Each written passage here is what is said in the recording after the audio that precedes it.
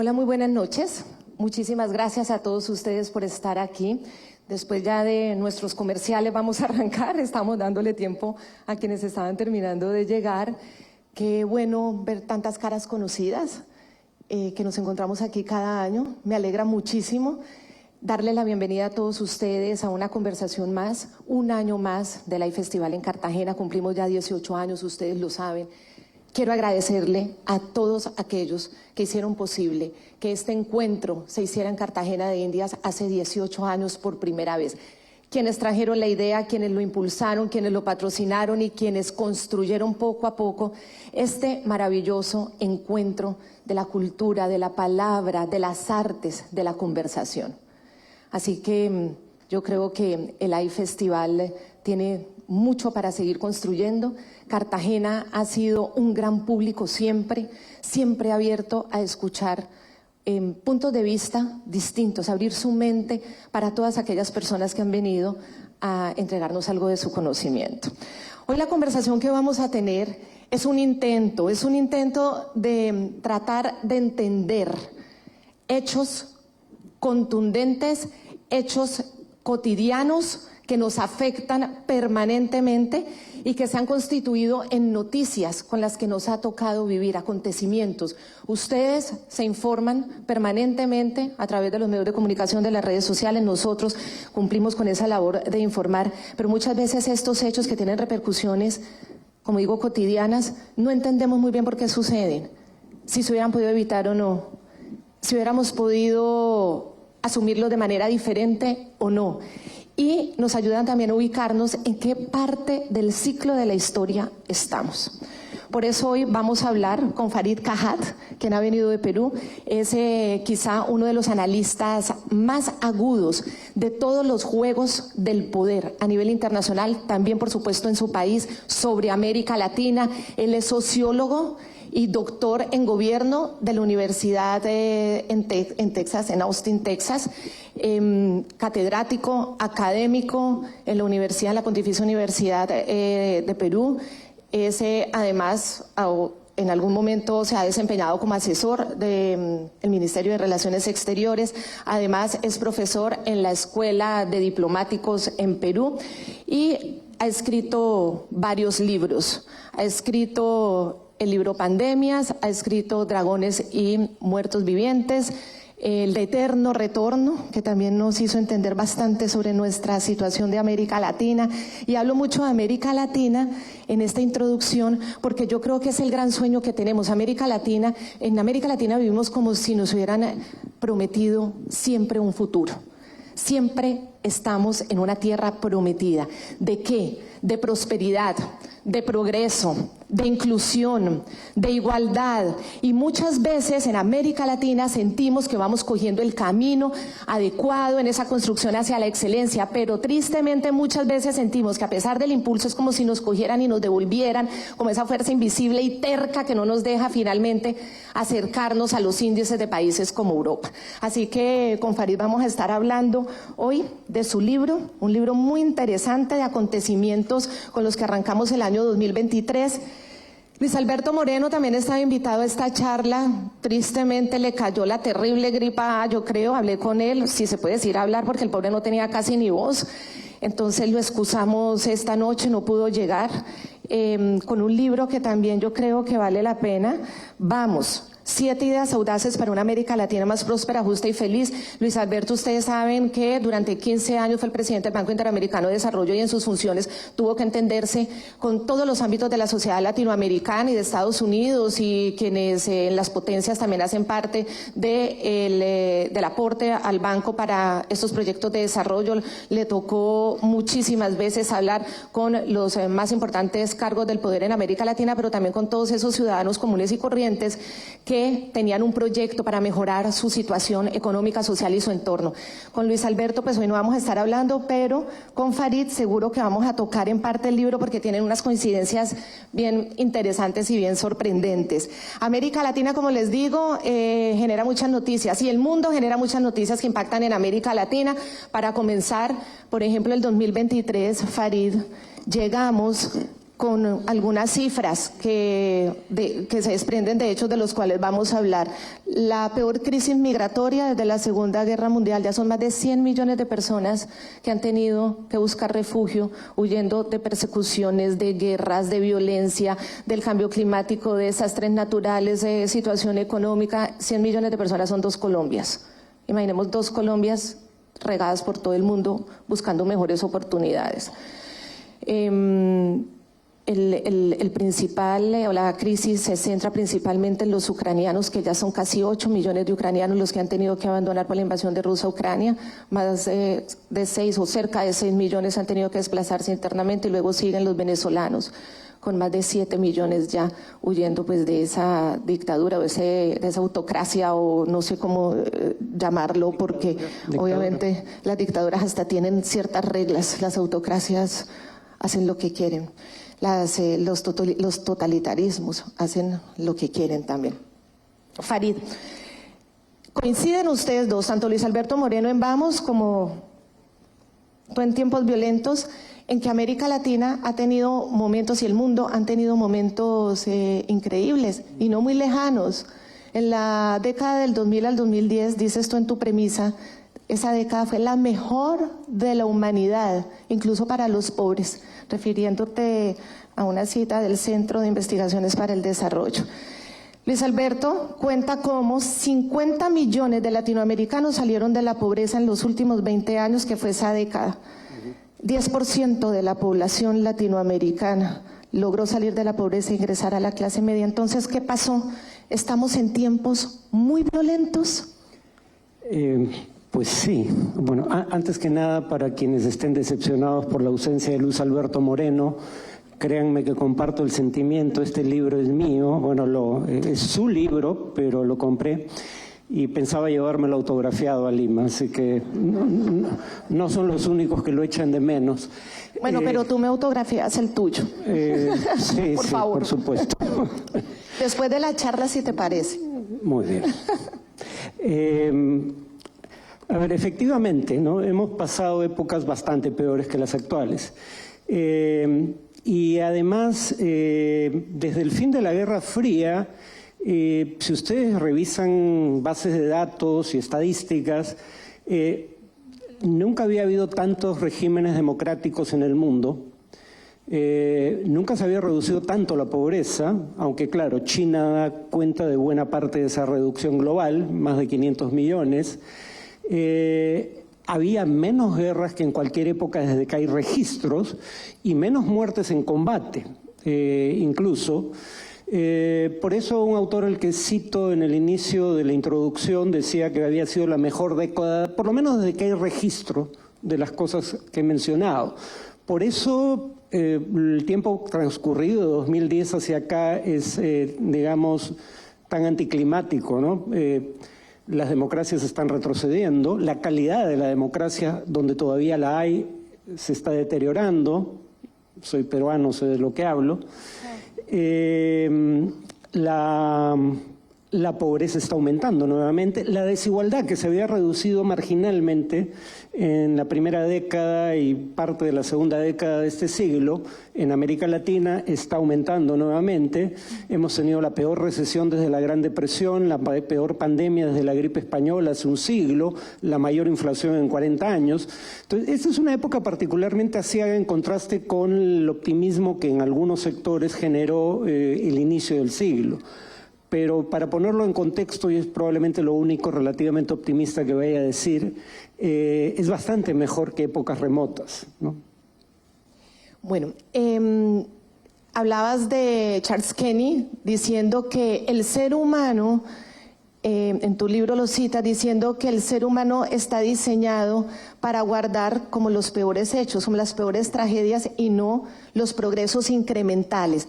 Entonces, es un problema de percepción del ser humano que no se da cuenta que en toda la historia de la humanidad poco a poco van generándose estos progresos que son de un día para otro. No tenemos esa capacidad de mirar las cosas a largo plazo, o definitivamente si hay unos problemas, y sobre todo en América Latina, como también decía Luis Alberto Moreno en el libro, sobre la desigualdad. Exacto. Que en tu libro también de alguna manera presentas la desigualdad como una causa de estos inconformismos y de las protestas, y el COVID-19 lo hizo muy evidente. Sí, bueno, de hecho leí el libro porque pensé que iba a conversar con él. Entonces, lean sobre todo el primer capítulo, es bastante bueno, porque él mismo dice que en algún momento que Lula lo llamaba el tipo de neoliberal que me cae bien, ¿no? Digamos que Moreno no es precisamente un hombre de izquierda. Y el neoliberal favorito de Lula. Es mi neoliberal favorito, ¿sí? Y lo cuenta el propio Moreno, pero Moreno empieza el libro hablando de lo que llama el problema principal de América Latina, y dice, es la desigualdad. Y él dice, hace dos acotaciones. Yo no creía eso hace unos años, creía que lo fundamental era el crecimiento, y el crecimiento era la forma de lograr los objetivos fundamentales, que eran reducir la pobreza y aumentar el empleo. Y en segundo lugar dice, cuando me di cuenta de que era un tema importante, el problema era que la desigualdad es el caballito de batalla de todos los populismos que buscan introducir cambios radicales que a mi juicio no son necesarios. Entonces había gente que evitaba el tema por las posibles connotaciones políticas, pero termina admitiendo que es el problema principal cuando surge el estallido social en Chile, que él menciona es el país que era visto como el modelo a seguir en materia de política económica. Y yo me atrevería a decir que incluso Chile hizo muchas cosas bien en materia política. Tiene la constitución heredada del pinochetismo, que por ejemplo tiene senadores designados, no elegidos por voto popular. Se cambia eso. Tenía un sistema de elección de senadores binomial, se le llamaba, que también es herencia del pinochetismo, que sobrerepresentaba a los sectores conservadores, sobre todo en la Cámara de Senadores, pero en general en el Congreso. Eso se cambia. Cuando Chile enfrenta en 2011 las movilizaciones de los estudiantes escolares y universitarios, la coalición de gobierno hasta cambia de nombre para incorporar a sectores, digamos, del movimiento estudiantil.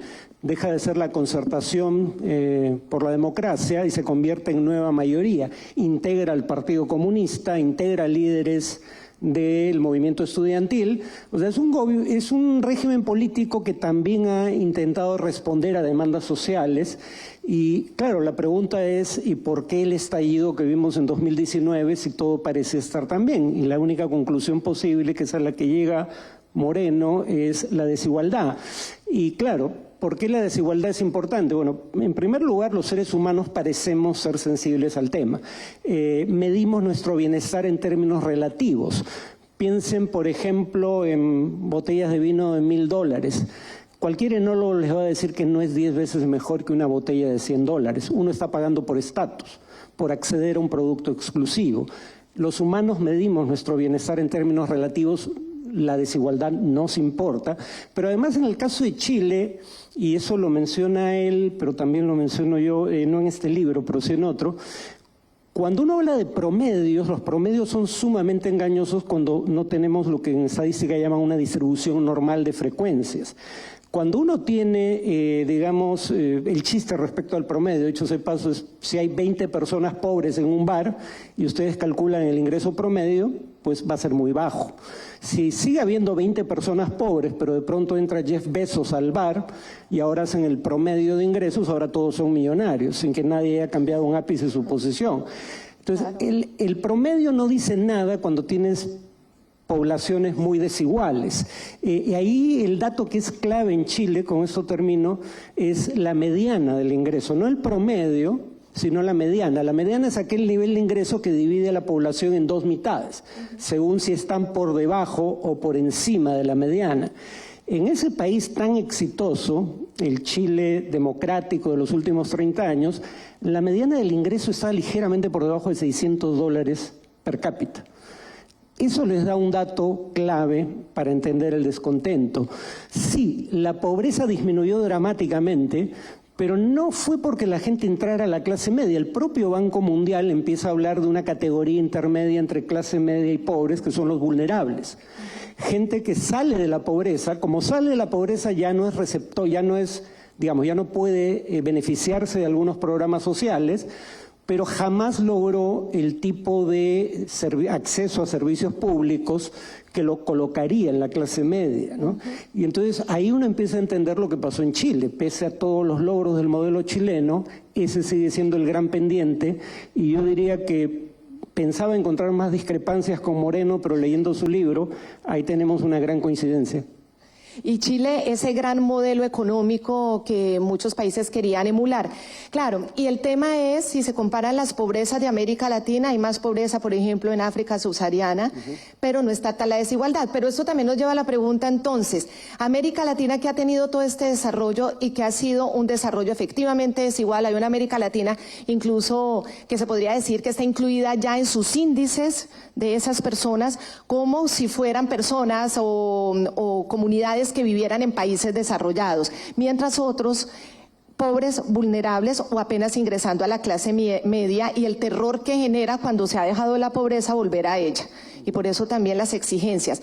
Pero también se plantea una vez esto, dos cosas: el éxito de quien lo logró finalmente, cómo se puede incentivar si eso no es bueno, si eso finalmente genera la desigualdad, entonces genera pobreza. Entonces mejor nos quedamos todos pobres más parecidos, o que el progreso económico de alguna manera se pueda ver como un éxito que se aplauda, porque también las narrativas están en que el exitoso es como el culpable de la desigualdad, y de ahí también vienen los populismos, los caudillos, que también Moreno de alguna manera advierte sobre los populismos que vienen detrás de esas rabias o de esas iras por la desigualdad.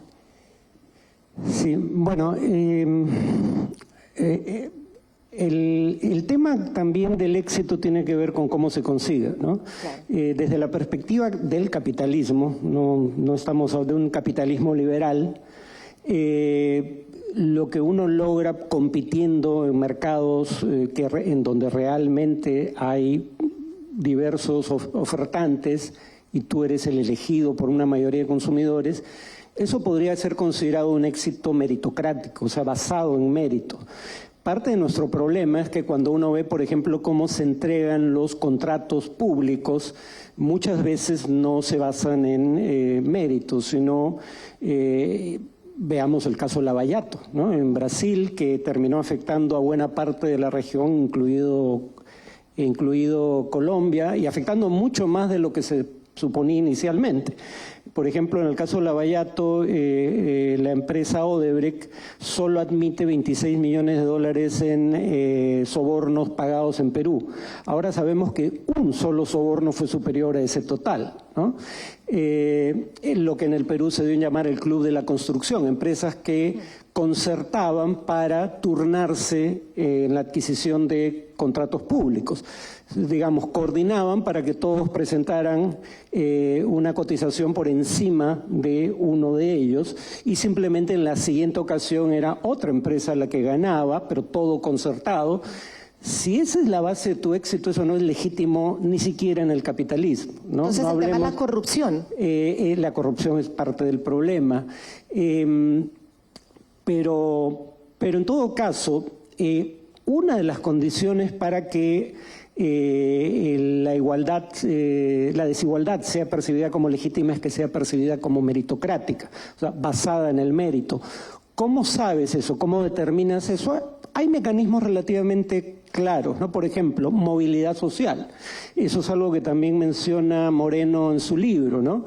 Un país desarrollado, y en particular en los países nórdicos, si naciste en la pobreza, en promedio, ¿cuántas generaciones te toma llegar a salir de la pobreza? En los países nórdicos son de 2 a 3 generaciones. En Colombia, según Moreno, son 11. Entonces, ya eso te da prima facie evidencia de que las desigualdades no parecen estar basadas en el mérito. Sobre la igualdad absoluta, primero, no existió en ninguna sociedad en la historia de la humanidad. En segundo lugar, entre las sociedades industriales, probablemente las sociedades más igualitarias han sido las comunistas, pero siendo más igualitarias, tenían calidad de vida inferior a las grandes economías capitalistas. De hecho, con todo lo que se dice de Cuba en el momento en que recibía el subsidio soviético, si hubiera habido índice de desarrollo humano en ese entonces, varios países latinoamericanos hubieran superado a Cuba, que de hecho ese paso en índice de desarrollo humano no está entre los 10 primeros de la región, pero de haber existido ese índice en el pasado tampoco habría estado. O sea, sí eran sociedades más igualitarias, pero eran sociedades mucho más pobres en cuanto a ingreso per cápita y eran sociedades que cercenaban todo tipo de derechos. En ese sentido tampoco era algo particularmente deseable. América Latina siente las repercusiones de los hechos y los eventos internacionales. Por supuesto, aquí nos está afectando la invasión de Rusia a Ucrania con la inflación, en cierta medida, lo dices en tu libro. Durante el COVID-19 parte de esa desigualdad se vio en la educación. Cuando la educación se hizo de manera virtual, mandaron a todo el mundo a la casa. La cifra pues es muy dolorosa. El 90% de los niños que tenían recursos económicos altos, buenos, pudieron seguir estudiando, porque tenían la conexión buena que les servía a Internet. Mientras que en toda América Latina, las clases vulnerables y pobres, solamente el 7% de esos niños tuvieron una conexión a Internet y muy deficiente. Es otro libro que saco de Vamos. Pero yo quiero pasar ya a analizar cómo esos otros hechos que a veces los sentimos muy lejanos, realmente sí están cerca a nosotros. Y también me gusta mucho cuando Farid cita a Kant, porque dice, bueno, Kant ve al ser humano, a estos seres como seres razonables. Y finalmente los seres razonables pues son los que son capaces de medir las consecuencias de sus decisiones y de sus actos. ¿Qué es lo que no fuimos como seres humanos? ¿Qué no vimos o en qué fallamos en ese ser humano razonable para que finalmente pasara algo tan horrible como otra guerra después de la Segunda Guerra Mundial en Europa, cuando nadie se imaginaba que podía haber una nueva guerra en Europa? Sí, y quisiera empezar por mencionar que tal vez no sea la peor guerra desde la Segunda Guerra Mundial, y que no es que las muertes de los ucranianos valgan más que las muertes de los yemeníes. Lamentablemente es el hecho de que, como ocurre en Europa, concita el interés de las grandes potencias, tanto de Rusia por un lado como de la OTAN por el otro, mientras que lo que ocurra en el África subsahariana virtualmente no concita interés en las potencias, salvo como un tema humanitario, ¿no? Entonces no es que, digamos, el país o los ciudadanos del país en cuestión sean particularmente importantes, pero en tanto están involucrados la OTAN, la alianza militar más grande del mundo, y Rusia, la segunda potencia nuclear del planeta, eso es importante para el mundo, y como vemos, además ha afectado las condiciones de vida en todo el mundo, porque, por ejemplo, Rusia y Ucrania son respectivamente el primer y el quinto exportador mundial de trigo, y entonces eso afecta a la cotización mundial de ese que es un bien esencial. Países en el norte de África, en el Sahara, en donde se importa más de la mitad de los alimentos que se consumen, entonces son víctimas directas de lo que está ocurriendo. ¿Qué pasó? Bueno, Putin comete un error de cálculo descomunal. Primero, nadie en su sano juicio probablemente crea que cuando Putin inició esta guerra, casi un año después iba a estar la guerra en curso y con las fuerzas emparejadas, ¿no? Porque hubo una ofensiva, una contraofensiva ucraniana exitosa que se ha frenado, pero estamos hace 2 meses sin avance en el frente. Nadie creerá que Putin pensaba que este iba a ser el desenlace. Hay un editorial de la agencia de noticias rusa Novosti que demuestra que Putin pensó que esto iba a ser una operación relámpago, porque 2 días después de iniciar la invasión celebraba el retorno de Ucrania al seno de la patria. O sea, ya daba por ocupada toda Ucrania y por derrotado el régimen ucraniano, cosa que obviamente no ocurrió. ¿Por qué Putin se habría equivocado tanto? La teoría la tomo obviamente de otros autores, no es idea mía, pero hay autores que sugieren que la calidad de la información con la que tomas decisiones importa para digamos, prever el éxito relativo de una acción militar. Las democracias tienen una ventaja marginal, pero tienen una ventaja por el hecho de que hay una oposición representada en el Congreso que puede contradecir la versión oficial, como lo puede hacer una prensa independiente. Pero incluso entre regímenes autoritarios, los autoritarismos institucionalizados, en donde el gobernante es un primus inter pares, pero digamos no es un... puede ser un dictador, pero es un dictador que tiene que rendir cuentas ante una dirección colegiada. Ahí todavía hay un margen de discusión que permite introducir perspectivas diferentes.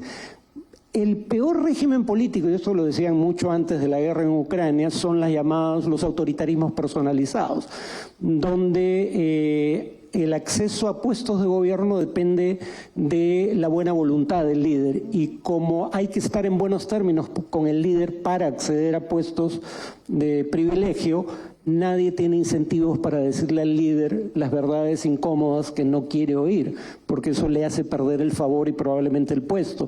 Y eso habría estado a la base, según esta perspectiva, de los errores iniciales de cálculo de Putin. La prueba que Putin es racional en un sentido instrumental, o sea, de adecuar medios afines, es que cuando se da cuenta que el objetivo de capturar Kiev era inalcanzable, cambia de estrategia y cambia de objetivo. O sea, sí responde ante la evidencia, cambiando el curso de acción, pero probablemente no haya desaparecido del todo el tipo de problemas que tiene. Fíjense cómo va cambiando de jefe de las fuerzas militares rusas en el frente, ¿no? Ahora, también habría que decir en favor de Putin, en fin, permítanme decir algo en favor de Putin. Del demonio razonable. Del demonio razonable. No podía prever el grado de involucramiento que iba a asumir la OTAN en esta guerra. ¿Por qué no podía preverlo? Porque él ya había atacado Ucrania y no había pasado nada remotamente parecido a lo que estamos viendo. Él ya había anexado Crimea y había anexado para efectos prácticos, aunque no formalmente, buena parte del este de Ucrania. Y el Reino Unido y Estados Unidos, que le habían ofrecido garantías de seguridad a Ucrania en un documento llamado Memorándum de Budapest del año 94, no honraron esas garantías. Entonces, probablemente Putin pensó que si bien la OTAN iba a ayudar a Ucrania, no iba a ser una intervención decisiva como la que estamos viendo. Eso era difícil de prever y en eso probablemente haya cometido un error de cálculo más razonable, digamos. Pero eso también tiene que ver entonces con tu teoría, que también citas a investigadores en ese sentido, de cómo la interdependencia, incluso económica, de un mundo globalizado como ahora, hace creer que es menos posible una reacción militar o una reacción de guerra frente a este tipo de hechos. ¿Se confió entonces Vladimir Putin en eso? Porque Rusia estaba siendo muy invitada por Occidente. Vemos todas las fotos antes de la invasión de Rusia a Ucrania, de Vladimir Putin, siempre sentado con los grandes líderes europeos y paseándose con líderes también de Estados Unidos, acercándose de una manera absoluta a América Latina. ¿Qué pasó? Porque finalmente generó un héroe. Volodymyr Zelensky se volvió un héroe mundial y como un digno defensor de las soberanías de cualquier lugar en el mundo. Sí, en el caso de la interdependencia económica, digamos que el argumento es bastante obvio, ¿no? Si dos países entran en guerra sin tener interdependencia económica, el único costo en que incurren es el costo de pelear la guerra. Pero si además son países interdependientes económicamente, al costo de pelear la guerra hay que sumarle el costo de la interdependencia perdida, por ejemplo, el costo de las sanciones. ¿Por qué Putin habría subestimado el riesgo de sanciones severas? Por dos razones, hasta donde puedo ver. La primera es una que ya indiqué, porque creía que iba a enfrentar a la OTAN ante un hecho consumado en cuestión de días. Y al final la guerra va a durar más de un año sin una victoria decisiva de ninguna de las partes, ¿no? Entonces, primer error de cálculo, creer que iba a presentar a la OTAN ante un hecho consumado. Como en buena medida podría decirse que ocurrió en 2014, ¿no? En Crimea. No pasó nada. ¿Por qué en ese momento no pasó nada? A ver, cuando uno ve lo que hacen los países de la OTAN, sí aplican sanciones, pero uno, no las aplican todos por igual, solo algunos países, y dos, los países que las aplican, como el Reino Unido, no las aplican de manera consistente en el tiempo. O sea, ¿por qué? Bueno, porque el Reino Unido, digámoslo con toda claridad, el sistema financiero del Reino Unido lava buena parte del dinero sucio de los oligarcas rusos, de los oligarcas ucranianos. Vean la cantidad de viviendas cotizadas en millones de libras esterlinas en las que nadie vive, propiedad de ucranianos, rusos, etcétera. O sea, las sanciones económicas son un boomerang a fin de cuentas, pueden afectar tanto al sancionado como al sancionador. Por la interdependencia. Exacto, por la interdependencia económica. Y como no había habido sanciones mayúsculas el 2014, uno puede creer que Putin estimó que no las iba a ver ahora. De hecho, piensan en la posición de Alemania. Alemania, una semana antes de la invasión, no estaba a favor de suspender la entrada en vigencia del segundo gasoducto que la conectaba a Rusia, el Nord Stream 2. Se le pedía que posponga la entrada en vigencia o en funcionamiento de ese gasoducto, no se comprometía a eso, no se comprometía a enviar armas a Ucrania, no aceptaba que países que compran armas a Alemania pudieran enviarlas a Ucrania, porque para eso requerían autorización alemana. Entonces, Alemania no daba precisamente señales de que iba a hacer todo lo que está haciendo ahora, una vez que empezó la guerra, ¿no? La posición de Alemania es probablemente el cambio más dramático y ese es otro error de cálculo de Putin. Él jugaba a dividir a la OTAN. Esta invasión no solo la ha cohesionado como nunca desde la Guerra Fría, sino que ahora además países tradicionales, bueno, en el caso de Finlandia tenía un acuerdo con la Unión Soviética en su momento para permanecer como un país neutral. Y en el caso de Suecia era un país neutral de motu propio, por propia iniciativa. Ahora Finlandia y Suecia están pidiendo su ingreso a la OTAN. Claro, y se está acelerando ese proceso.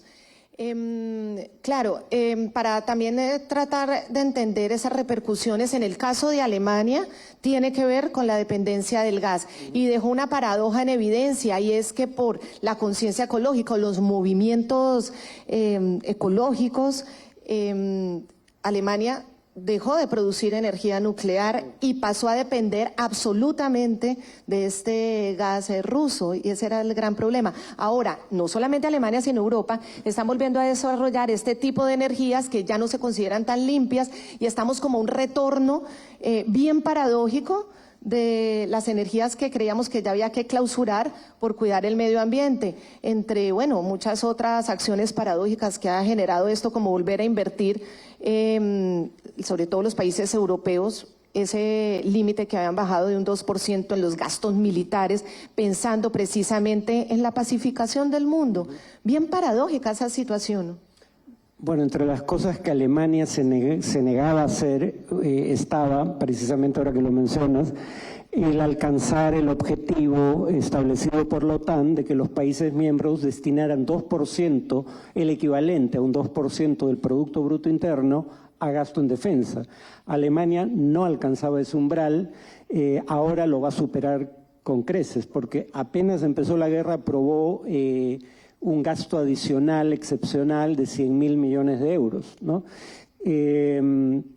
Por otro lado, sin embargo, en el tema, digamos, de energías renovables, probablemente un efecto no intencional de lo que estamos viendo es que si bien en el corto plazo las potencias europeas van a recurrir en mayor proporción a gases de efecto, a energías que generan gases de efecto invernadero como el carbón en mayor proporción que cualquier otro. Además, el carbón es el tipo de energía, de fuente de energía más contaminante. Por otro lado, yo me atrevería a decir que Europa no va a volver a comprarle gas en grandes cantidades a Rusia. Esto es algo paradójico porque muestra el tema de la mentalidad de Putin como hombre que viene de la inteligencia, ¿no? Y de la inteligencia de un régimen como el soviético. Yo creo que hay una visión, digamos, paranoica de la política, porque pónganse a pensar en el hecho que la Unión Soviética, un régimen comunista, jamás utilizó el gas como arma de negociación. Eso empieza recién con Putin.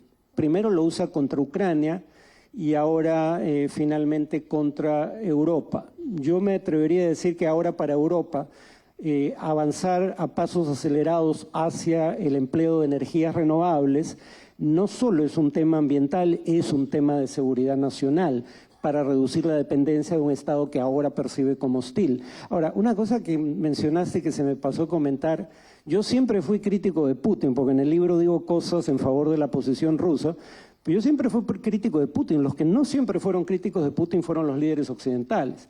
Yo me acuerdo de Putin siendo recibido con una ovación interminable en el Bundestag, en el Parlamento alemán, o de George W. Bush diciendo de Putin ante una pregunta de un periodista, lo vi directo a los ojos y pude atisbar su alma, creo que es un hombre confiable. A lo cual Hillary Clinton respondió diciendo, era de la KGB, por definición no tiene alma, ¿no? Y sin embargo Hillary Clinton, un año después, cuando era secretaria de Estado, cuando Rusia ya había atacado Georgia, lleva este botón para resetear la relación bilateral con el canciller ruso. O sea, cuando Rusia ya había lanzado ataques contra exrepúblicas soviéticas, una de las cuales, en el caso de Georgia, pretendía ser integrada a la OTAN. Ojitos también, a Putin le han hecho líderes, gobiernos y dictadores de América Latina. ¿Por qué en América Latina, a excepción de Boric, de Gabriel Boric en Chile, que es de izquierda, por qué los demás no han sido capaces de unirse también en ese rechazo absolutamente claro en contra de una invasión de un país a otro?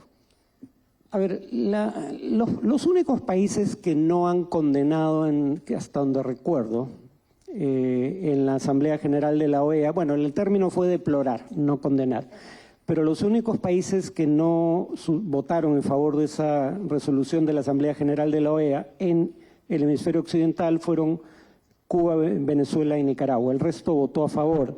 Es cierto que no han estado dispuestos a ir más allá de simplemente emitir un voto en la ONU, pero digamos que en todo caso nadie respaldó la invasión. Salvo esas tres excepciones que he mencionado. ¿Por qué no lo hacen? Bueno, hay un primer error que a mí me llama mucho la atención, que todavía hay gente de izquierda que piensa que Putin es uno de ellos, ¿no? Tómense la molestia de ver las banderas que flanquean a Putin cuando da un discurso. Una no tiene escudo, la otra tiene escudo. Ese escudo es el escudo imperial zarista. No suena muy progresista, ¿no? Que contiene símbolos de la realeza zarista y símbolos cristianos. No es precisamente un símbolo progresista. Vean los partidos con los que suscribe acuerdos el partido Rusia Unida. Bueno, ahorita ha cambiado de nombre, pero ese era el partido original de Putin, Alternativa para Alemania. Lo que era el Frente Nacional en Francia, ahora creo que ha cambiado de nombre. De hecho, el Frente Nacional, el clan Le Pen recibe, cuando no podía contraer créditos en el sistema financiero francés, recibe crédito de un banco público ruso, ¿no? Entonces, primer punto, Putin es bastante conservador, ¿no? Vean sus posiciones en torno a migrantes, derechos de minorías sexuales.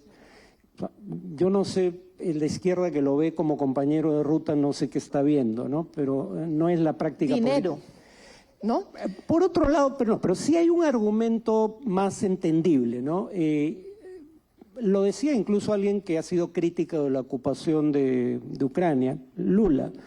Lula decía en su momento, pero tengan en consideración que Estados Unidos llegó a tener una posición de poder incuestionado en el sistema internacional y en ejercicio de ese poder sin cortapisas cometió abusos clarísimos como la invasión a Irak en 2003. Entonces, él veía la conveniencia de un mundo multipolar, es decir, que hubiera otros polos de poder que contrapesaran el poderío estadounidense. Ese me parece un argumento más atendible, salvo por el hecho de que usar el término multipolar es francamente equívoco. El mundo fue multipolar durante la primera mitad del siglo XX y tuvimos colonialismo, Primera Guerra Mundial, Gran Depresión, Segunda Guerra Mundial. yo no veo que haya mucho que añorar de la etapa, digamos, del mundo multipolar. Presumo que en realidad lo deseable sería un mundo multilateral, es decir, donde las instituciones y el derecho internacional en alguna medida, digamos, pongan cortapisa a los abusos de poder de las grandes potencias. Yo sé que esto suena ingenuo, pero yo vengo de un país, Perú, que le ganó un caso a Chile en la Corte Internacional de Justicia. Chile, un país militarmente mucho más poderoso que el Perú, y gracias a ese fallo que Chile implementó casi de inmediato, si hay algún chileno aquí, siéntanse orgullosos, lo que hicieron fue ejemplar. Perú tiene 50.000 kilómetros cuadrados de zona económica exclusiva con la que no contaba antes del fallo. Entonces, el multilateralismo puede funcionar si los estados se atienen a sus normas. Ahora hablemos de China, porque bueno, el tiempo nos va pasando. Si es que ustedes van a ir a liberar un país que está en manos de unos fachos, de unos nazis. En el libro, porque es muy interesante, como relojeros suizos, usted va desbaratando todos esos argumentos y luego los une como para entender de dónde viene esto. ¿De dónde sale esa tesis cuando los mismos ucranianos, hay citas, la cifra, en su referendo popular para su independencia, tenían claro que eran ellos, que eran los ucranianos? Bueno, más de 80% en ese referendo de votación a favor de su independencia y de su entenderse como nación. Bueno, hay un texto de Putin sobre la unidad histórica de rusos y ucranianos, donde niega la existencia histórica de una nación ucraniana. Si uno quisiera información objetiva que revele cómo piensan los ucranianos en torno al tema, efectivamente, en el referéndum que, digamos, ratificó la independencia de Ucrania, votó cerca del 90% de las personas habilitadas para votar y alrededor del 94-95% votó por la independencia. O sea, no hay margen de error sobre qué piensan los ucranianos. Así como soy crítico de Putin, también relievo los elementos de verdad que hay en su argumento. Sí es cierto que en Ucrania había el batallón Azov, un batallón de clara filiación fascista, ¿no? Y fascista, digamos, filonazi, ¿no? Que usan símbolos del nazismo de la era hitleriana, y que ese batallón fue, bajo ese nombre, Batallón Azov, creo que tenía un nombre distinto antes, fue integrado a la Guardia Nacional Ucraniana. O sea, y además que el Batallón Azov y un sector de la población ucraniana reivindica como héroe nacional a Stepan Bandera, una persona que colaboró con la ocupación nazi durante la Segunda Guerra Mundial. Hasta ahí eso es verdad, pero ahí uno empieza a entender por qué Putin dice desnazificar y no habla de fascismo, porque no es la ideología lo que le preocupa. Él se remite a quienes apoyaron la ocupación de la Unión Soviética. Daba lo mismo si hubieran sido en lugar de nazis. De hecho, él menciona la cantidad de veces que Rusia habría sido invadida desde Europa Occidental y pone la ocupación nazi como una de las múltiples ocupaciones que sufrió Rusia. Pero por otro lado, Putin tiene aliados fascistas. Putin mismo personalmente manda exhumar y repatriar los restos de Iván Ilyin, un personaje que hablaba de la necesidad de un fascismo redentor en Rusia, y repatria sus manuscritos a Rusia. El líder bueno, dicho sea de paso, que causa justa requiere de mercenarios, ¿no? El líder del grupo Wagner, un grupo de mercenarios que opera en la guerra en Ucrania, están en el frente en este momento, Dmitry Utkin, tiene el cuerpo tatuado de parafernalia fascista. O sea, no es la ideología lo que le molesta a Putin, es el que se reivindique a un líder que fue cómplice de la ocupación extranjera de territorio ruso, en retrospectiva. Bien, vámonos a hablar entonces de ese mundo bipolar y metamos a China, que también hace parte de la tensión entre en qué bloque quieren poner al mundo, en el bloque Estados Unidos, en el bloque China. Obviamente también hay una relación bipolar, lo diría yo, entre Estados Unidos y China, tan cercanos para algunas cosas y tan tensos, desconfiados, e incluso en guerra comercial para otras, y sobre todo en los desarrollos de las tecnologías avanzadas como el 5G y los microchips, que ese es otro capítulo que no quiero dejar de hablar porque es muy interesante para que entendamos dónde está esa competencia brutal. China intentando cada vez más hacer presencia en América Latina, diciendo que es una presencia apolítica, que es comercial. Bueno, ahí abrí el libro de Luis Alberto Moreno, porque tiene un capítulo que se llama, el tercero, Trabajar con Washington, puntos suspensivos, y Pekín.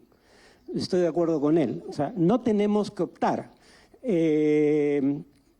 Y además, estar en los intersticios de estos conflictos a veces puede llevar a que uno obtenga prerrogativas especiales. Por ejemplo, el 5G, la quinta generación en tecnología en telecomunicaciones, que está ya en proceso de instalación en parte del mundo. ¿Cómo se benefició del conflicto entre China y Estados Unidos Ecuador? Bueno, Ecuador firma un acuerdo con Estados Unidos para que Estados Unidos, el gobierno estadounidense no le da el dinero, pero concerta actores financieros para que le presten a Ecuador dinero en términos blandos, créditos en términos blandos, para pagar a creencias con China, a condición de que Ecuador no permita el ingreso de empresas chinas en el tendido de su red 5G. Creo que eso podría traerle problemas a Ecuador. Lo que hizo Brasil durante Bolsonaro, y así como me es difícil concederle méritos a Putin, también me es difícil concederlos a Bolsonaro, pero cuando el mérito existe lo reconozco, aunque el personaje me siga pareciendo repudiable. ¿Bolsonaro qué hace? Bueno, probablemente no se le ocurrió a él, pero fue su gobierno el que lo hizo.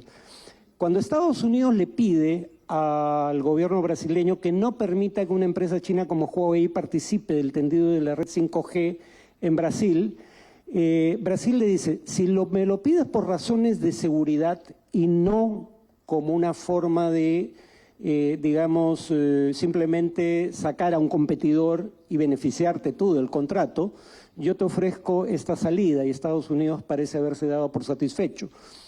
No vamos a permitir que Huawei sea postor, pero sí vamos a permitir que Huawei abastezca a las empresas que sean postoras en el tendido de la red 5G para el sector privado. Y como lo que a ti, Estados Unidos, te preocupa, según dices, es la seguridad y no me pides esto por razones meramente proteccionistas, entonces para el Estado brasileño vamos a tender una red separada en donde ahí sí Huawei va a estar, excluida de todo el proceso. Entonces hay formas ingeniosas de... Hay quienes dicen que técnicamente esto que ha hecho Brasil probablemente no sea fácil de conseguir, pero en todo caso parece una salida inteligente al problema. Y oportunidades para América Latina también. Porque además, la razón por la que Huawei gana esas licitaciones es porque es el mejor postor en muchas ocasiones, por un tema más de costos que de calidad de tecnología. Solo en el tema de los microprocesadores, yo me enteré que mi auto tenía una computadora cuando me la robaron, ¿no? Y a su vez... ¿La computadora del auto? La computadora del auto, sí. ¡Qué expertos! Sí. Y obviamente toda computadora tiene microprocesadores. No hay ningún producto electrónico moderno que no tenga microprocesadores. Y si bien hay infinidad de países que producen microprocesadores, los más avanzados, los que se miden en nanómetros, en 9 o menos nanómetros, los producen más de un 90% un solo país, que China no siquiera considera un país, Taiwán, ¿no? El resto, si no me equivoco, lo produce Samsung, con tecnología y maquinaria de otros países, pero el ensamblado se hace en Taiwán.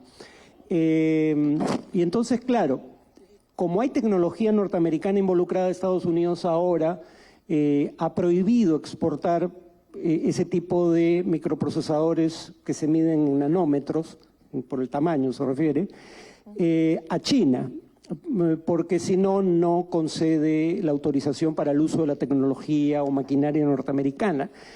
Yo me pregunto en el libro, y he visto información posterior que indica que eso probablemente termine funcionando solo en el corto plazo, pero a mediano plazo le puede pasar a Estados Unidos lo que ya le pasó cuando prohibió la venta de satélites a China, el año 99. Satélites fabricados en Estados Unidos o fabricados por terceros con tecnología estadounidense. ¿Qué hicieron algunas empresas europeas? Pues vamos a producir satélites sin tecnología americana para seguir comerciando con China. China por sí sola importa cerca de la mitad de los microprocesadores que se exportan en el mundo.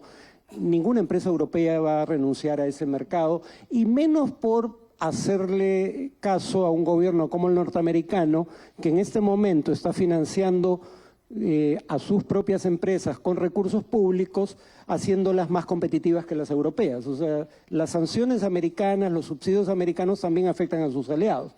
Entonces, si quieres que sancionen a China, cuando menos cambia tu conducta respecto a ellos. De este mundo de los microprocesadores de 7 nanómetros, aquí en el libro queda muy bien explicado que consiste en la diferencia que hay entre los conductos de esos microchips para que tengan más conductores y puedan ser de muy avanzada tecnología. Entonces aquí abro yo tu libro, Chips, Interdependencia y Poder, como China responde a las restricciones estadounidenses. ¿Y cómo son nanoprocesadores? Claro, en un 90% se producen en Taiwán, pero la tecnología está repartida. Estados Unidos tiene el software. Eso lo aprendí de tu libro, así que les comparto este aprendizaje. Estados Unidos tiene el software que no se lo vende a China, le vende de 28, sí, no de 7, sí, para que no le gane la competencia. Ya no es civil de los productos de las lavadoras, del computador, de todo, sino de lo militar. Y ahí la gran pregunta frente a Taiwán. ¿De qué depende esta tensión con los microprocesadores, que además los holandeses hacen otra parte de la cadena, y bueno, finalmente Taiwán es la que termina produciendo el 90%? ¿Qué tanto tiene que ver con que siga el compromiso de los Estados Unidos frente a China, de que solo hay una China, y no termine pasando, replicándose lo de Rusia y Ucrania por parte de China en Taiwán? Es decir, que decida una salida violenta frente al tema de Taiwán. Claro, pero digamos, en el caso de Taiwán hay menos riesgo de errores de cálculo por parte de China, ¿no? Primero porque, aunque ambiguo, por eso se le llama ambigüedad estratégica a la política de Estados Unidos hacia Taiwán, aunque ambiguo, sí hay un compromiso formal de seguridad de Estados Unidos con Taiwán. No existía compromiso equivalente con Ucrania. Digo, había el acuerdo del año 94, pero ya había sido violado ese acuerdo sin que Estados Unidos y el Reino Unido hicieran nada. En segundo lugar, Taiwán es mucho más importante para Estados Unidos económicamente que Ucrania. Es uno de los 10 mayores socios comerciales, si no me equivoco, Estados Unidos. Ucrania está en el puesto 69, hasta donde recuerdo, por ahí en todo caso.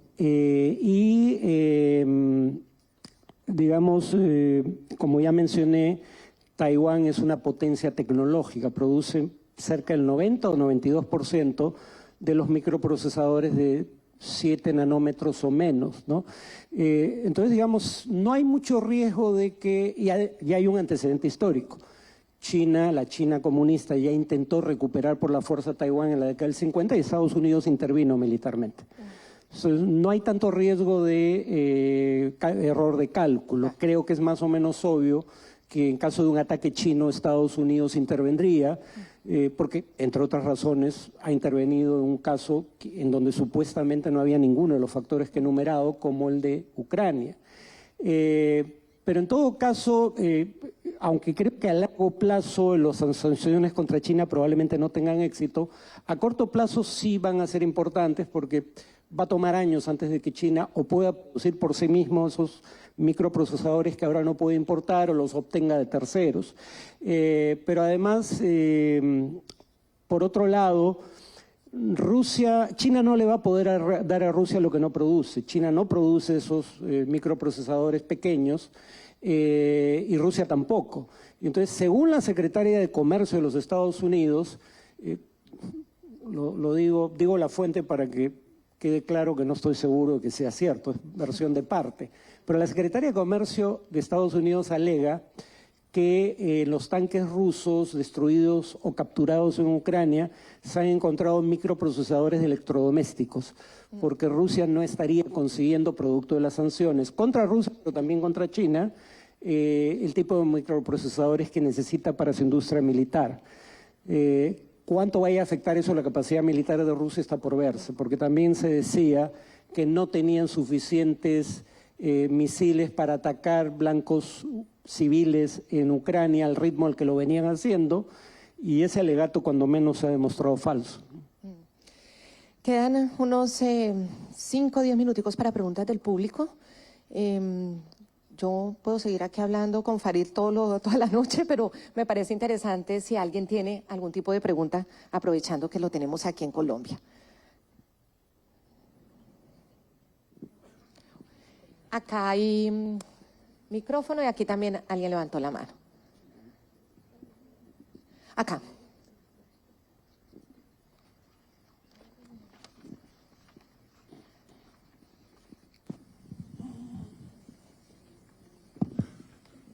Gracias. Yo quería preguntar, teniendo en cuenta las recientes propuestas de Brasil y de Argentina de crear una moneda unificada de Latinoamérica, ¿cómo esto impactaría la economía y cómo sería visto por las otras potencias económicas del mundo hacia el progreso que podría significar para América Latina? Tengamos en claro una cosa, por ahora es solo una buena intención. Bueno, y lo de buena todavía se puede discutir, porque alguien podría decir, miren cómo uno de los gobiernos que propone esa moneda común maneja su propia moneda, el argentino, ¿no? Si la vamos a manejar de esa manera, probablemente mejor que no exista. Están consideraciones técnicas, como si existe, ¿cuál es el término? Algún economista, área monetaria óptima, si no me equivoco es la expresión. Muchos dirían que eso no existe, es una condición material. Y además veamos el ejemplo del euro, ¿no? Muchos economistas connotados, entre otros, alguien con quien voy a tener el privilegio de conversar mañana, y ahí sí espero sacar un autógrafo porque también tengo su libro, Stiglitz, el premio Nobel, pero el otro premio Nobel, Krugman, advirtieron que la zona euro no era un área monetaria óptima. Entonces, que no era un buen proyecto. Ellos decían, esto se está sacando adelante por razones más políticas que técnicas. Claro, el proyecto de una moneda común también era parte de un proyecto político de integración creciente. Pero el tema es que incluso el euro, una moneda mucho mejor concebida, no está funcionando como se esperaba. Entonces yo diría, por ahora no hay nada en concreto, pero no sería tan optimista de que algo así pueda fructificar en los próximos 2 a 3 años. Bueno, de hecho, creo que nadie lo piensa en tan breve plazo, pero sería cauto en todo caso.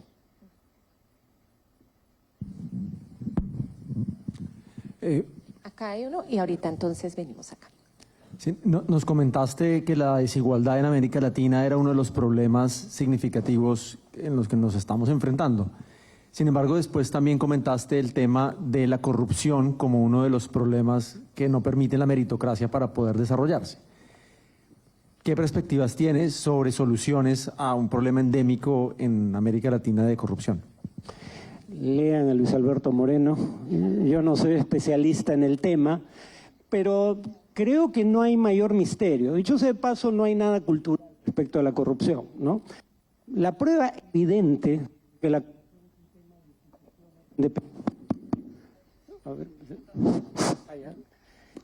prueba es un tema de instituciones contraloras independientes y no alguna superioridad racial de los escandinavos, es que las empresas escandinavas cuando salen de su país son tan corruptoras como cualquiera, ¿no? Hay estudios sobre la materia. ¿Por qué no son corruptoras en Suecia, Dinamarca? Porque hay autoridades independientes que, digamos, las supervisan y hay una alta probabilidad de que si te corrompes, seas... Ya, sí. Buen paralelo. Si te corrompes, te detecten, te procesen y te condenen a prisión, ¿no? O sea, y ahí lo importante es la independencia de las instituciones, ¿no? Mi país ha tenido, dentro de todo el caos, una de las cosas buenas que hemos logrado es crear una fiscalía relativamente independiente. Hay quienes estudian el tema y dirían, sí puede mejorar el sistema judicial sin que el sistema político cambie dramáticamente, pero hay límites a cuánto se puede mejorar en esa línea, ¿no? Bueno, por cuestión de tiempo lo dejo ahí. Creo que sería un desperdicio dejar pasar a un analista peruano tan brillante como usted sin preguntarle sobre su país. Y una pregunta muy simple. ¿Cómo explicar que el país con la inestabilidad política más grande de América Latina tenga la economía más estable? Bueno, lo de la estabilidad económica es como nuestra visión de nuestra gastronomía, ¿no? Si hacemos todo tan mal, porque hay un par de cosas que sí hacemos muy bien, nosotros mismos estamos sorprendidos. En el tema de la estabilidad monetaria, sin embargo, no hay mayor duda. Hay un banco central que ha sido independiente durante décadas y hay el jefe del Banco Central ha estado ahí, fue mi profesor, debo decir, ha estado ahí hace 4 gobiernos, si no me equivoco, debe tener cerca ya de 15 o 20 años en el cargo. Y claro, Perú, primero Perú no tiene, bueno, no voy a entrar en detalles, pero Perú no tiene una política de rango cambiario, ¿no? Perú tiene lo que dan en llamar flotación sucia. En teoría, el Banco Central lo único que hace es intervenir vendiendo o comprando dólares para que sea cual sea la tendencia del tipo de cambio, se mantenga, sea una tendencia que no sea muy abrupta. Si va a subir, que suba lentamente y no tenga altibajos muy fuertes, y lo mismo si va a bajar. En la práctica, sin embargo, el Banco Central sí apuesta, por ejemplo, a mantener la cotización de la moneda, porque, y eso es una ventaja que tenemos los peruanos cuando salimos del país, la moneda peruana ha tenido la misma cotización con variaciones de céntimos durante 15 años. O sea, hemos estado entre 3.30, 3.80 durante 15 años, 3 soles 30 o 3 soles 80. Ese es el rango de variación en los últimos 15 años. Entonces es la moneda más estable del hemisferio, probablemente.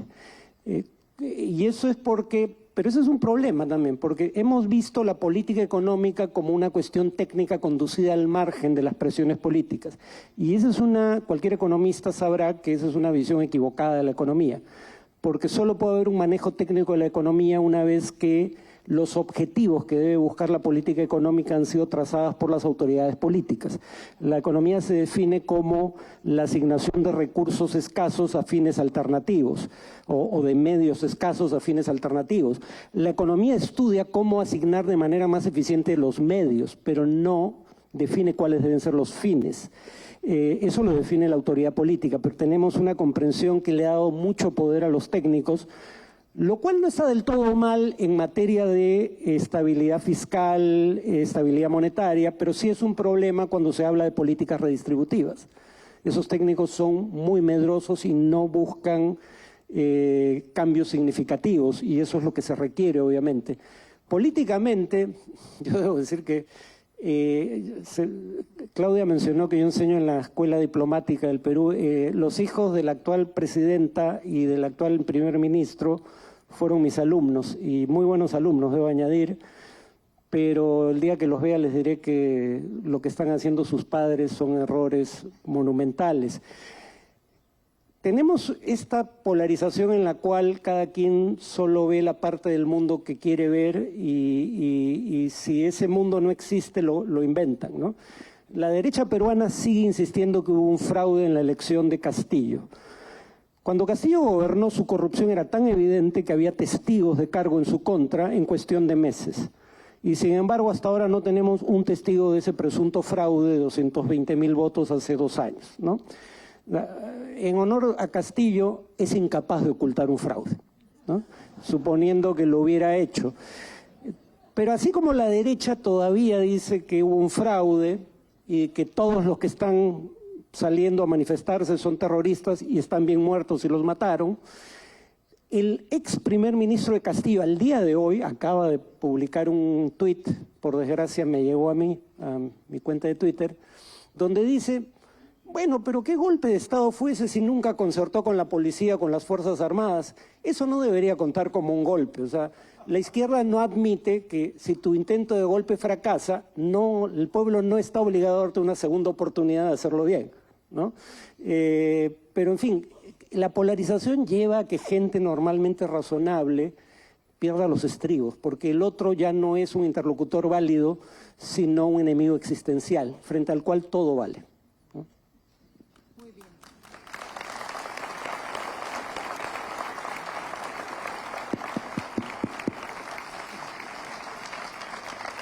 Ha sido un placer esta charla, muchísimas gracias a todos ustedes. Antes de que se vayan, les recomiendo el libro. No alcanzamos a hablar de COVID-19 y en el libro queda muy claro cómo las principales potencias en su mal manejo hicieron de esta pandemia la peor pandemia después de la gripe española. Y aquí están las tesis de cómo, por lo menos, un mejor manejo desde Estados Unidos y desde China, sobre todo al comienzo de la información de China, la pandemia hubiera podido ser otra historia. Léanlo acá. Súper interesante. Farid Cajat, gracias por estar aquí, gracias por venir a Colombia, Cartagena, y compartirnos este rato tan fantástico. Esperamos tenerte pronto. Y en la noche lo voy a seguir invitando, para que vean entonces el programa, lo voy a coger de analista permanente. ¿Me gané el autógrafo?